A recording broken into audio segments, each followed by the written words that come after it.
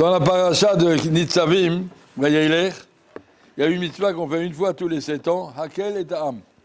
Le roi devait réunir tout le monde au Beth Amikdash et monter sur une estrade et lire le Sefer Torah devant tout le monde. Il fallait amener qui là-bas? Ha'anashim, ve'anashim, ve'ataf. Les hommes, les femmes et les enfants. Les femmes ont été mises dans les estrades pour qu'on ne puisse pas voir les danses. On les mettait en haut. Et les enfants.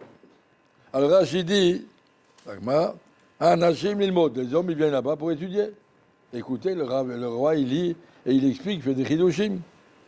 Nashim, elles viennent l'ishmoa. Elles viennent entendre, elles ne comprennent pas, mais elles entendent. Venataf, mais pourquoi on en met des petits-enfants? Pourquoi on en met des enfants de 1 an et de 3 mois et de 6 mois au Beth Amikdash? Ça sert à quoi? Ramabaou. Non mais Rashi. La tête, Sachar le Miviem. La Torah le marque, donne une récompense à ceux qui les amènent. En français, ça veut dire que ça ne sert à rien du tout, mais quand même, c'est ceux qui les amènent, ils ont une route. Une mitzvah, c'est marqué dans la Torah, amène les enfants, alors je le fais. C'est très curieux. Si tous les hommes et toutes les femmes doivent venir, de toute façon, on devait amener les enfants, pas les laisser tout seuls à la maison. Tu es obligé de les amener. Alors ça dépend pourquoi tu les amènes. Si tu les amènes parce que tu ne sais pas quoi en faire, tu ne peux pas les laisser tout seul à la maison. Alors tu n'as pas de sachar. Mais si tu les amènes parce que quand je t'a dit amène-les, alors ça devient une mitzvah. La tête sachar, le mivem. La même chose on a dans la vie de tous les jours. Pourquoi tu vas dormir? Parce que je suis fatigué, je suis épuisé. Pourquoi tu vas manger? Parce que j'ai faim. C'est vrai. Mais tu n'as pas de sachar. Mais si tu dis je vais dormir pour pouvoir étudier demain, je vais manger pour avoir des forces pour étudier, ça devient une mitzvah. Tout dépend de la kavana de ce que tu fais. Même si tu le fais, tu aurais fait de toute façon. Tu peux transformer des actes tout à fait anodins en des grandes mitzvahs, la vodat Hashem.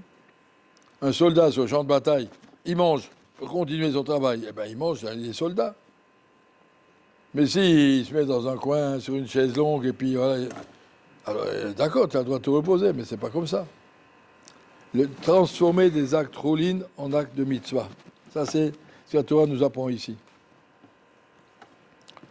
C'est pas compliqué, mais il faut juste faire un switch dans la tête.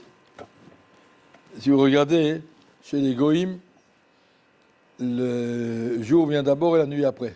Chez nous, c'est le juillet, la nuit vient d'abord et le jour après. Pourquoi c'est comme ça? Chez les Goïms, pourquoi la nuit? Tu travailles toute la journée, le soir, j'ai un repos bien mérité. C'est à moi. Me lâche. C'est pour moi la nuit. La nuit, elle suit le jour. Chez nous, la nuit, elle précède le jour.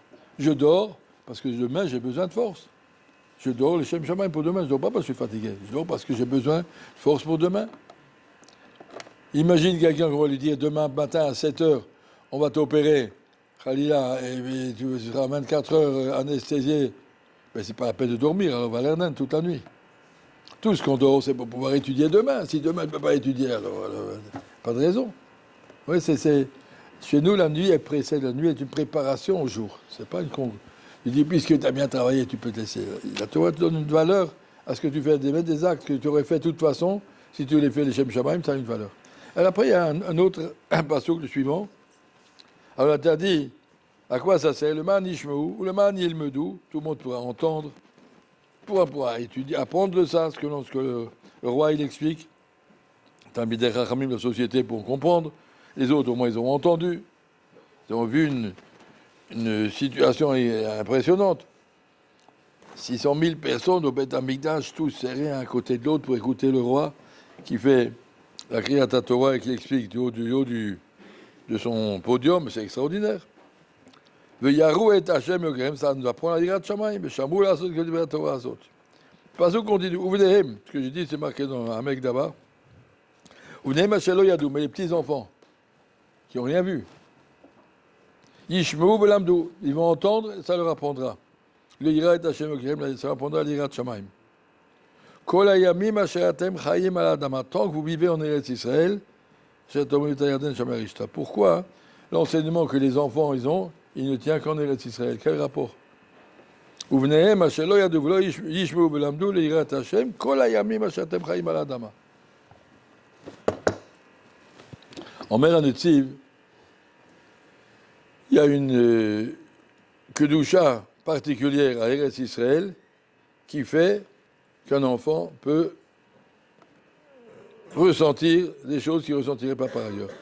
Cette kedusha, sans doute celle qui est marquée dans Parashat Eikev, sur laquelle c'est marqué, Eretz Israël, c'est pas comme un autre pays. En Eretz Israël, on vit beaucoup plus près de la Hashgacha, on vit plus près de la présence d'Hachem. Qu'Akadosh Baruch Hu est avec nous, il s'occupe de nous. En France, on est loin, il y a marqué, on est sous la Shlita de Malachim qui gère le pays. En Eretz Israël, on est directement sous la main d'Akadosh Baruch Hu.